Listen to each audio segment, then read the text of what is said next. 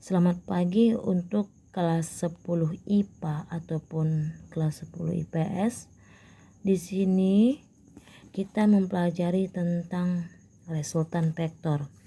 Dalam resultan vektor ini perlu kalian ketahui, kalian harus paham mana sumbu X, mana sumbu Y.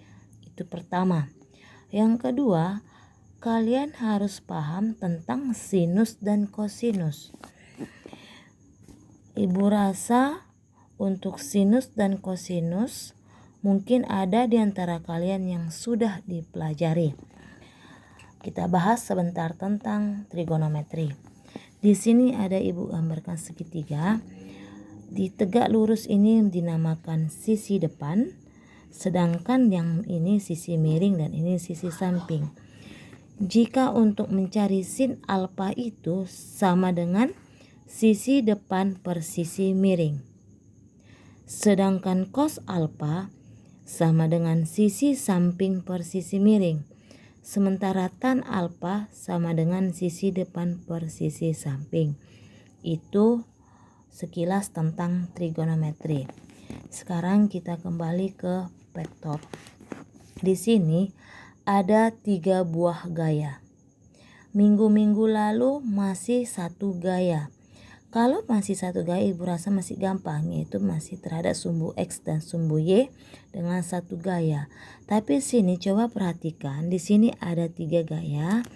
F1 sama dengan 50 akar 2 Newton, F2 juga sama dengan 50 akar 2 Newton, dan F3 sama dengan 150 Newton dengan membentuk sudut 45 derajat.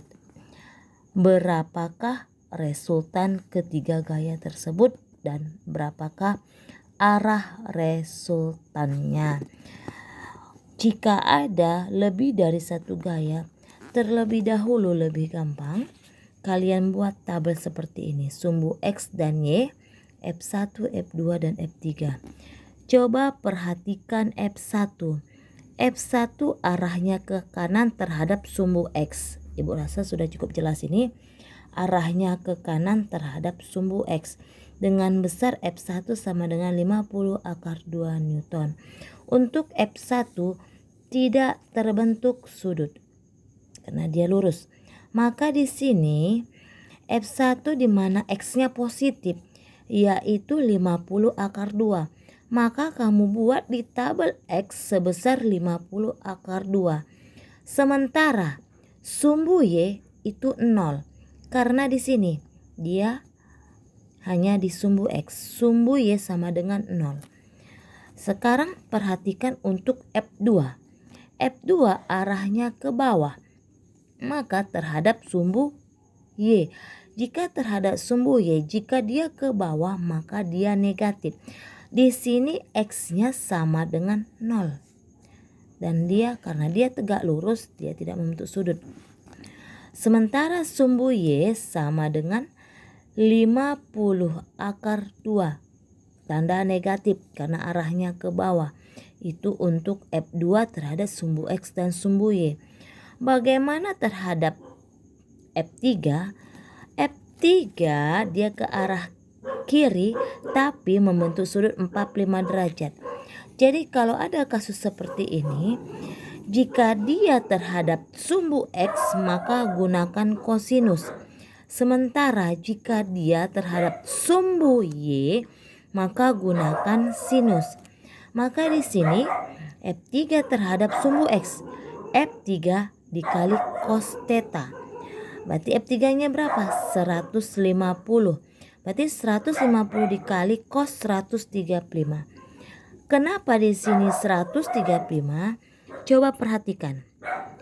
Di sini sudutnya 45 derajat. Sementara yang tegak lurus ini kita hitung nak. Dia sama.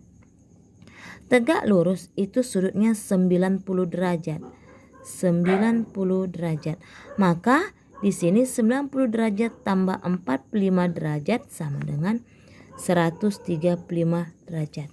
Di sini sama dengan 135 derajat. Kecuali jika dia di sini. Kalau kita buat dia di sini 45, dia tidak jumlahkan, tetap 45. Tapi karena dia di sini dia jumlah keseluruhannya dari ini ke sini. Paham? Jika tegak lurus 90, di sini tambah sudut yang diketahui di sini, berarti 90 tambah 45, 135 derajat.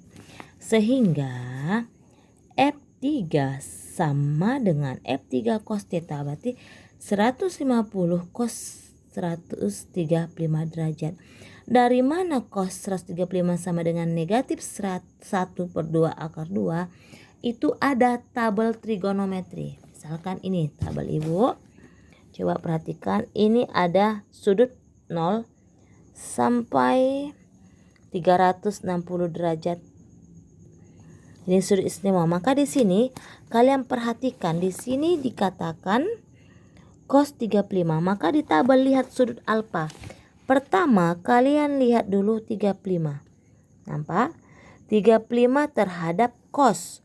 Maka 135 terhadap cos sama dengan negatif setengah akar 2. Maka di sini 150 dikali negatif setengah akar 2. Sehingga negatif 75 akar 2. Kenapa? 150 dibagi setengah negatif 75 dikali akar 2. Berarti ini terhadap sumbu X. Terhadap sumbu Y 150 dikali sin 135. Coba perhatikan sin 135. Di sini sin 135. Ini sudut 135, lihat sin. Berarti sini setengah. Maka 150, bukan setengah. Coba perhatikan setengah akar 2 juga, Nak. Maka di sini 150 dikali setengah akar 2, maka 75 akar 2. Itu terhadap sumbu Y.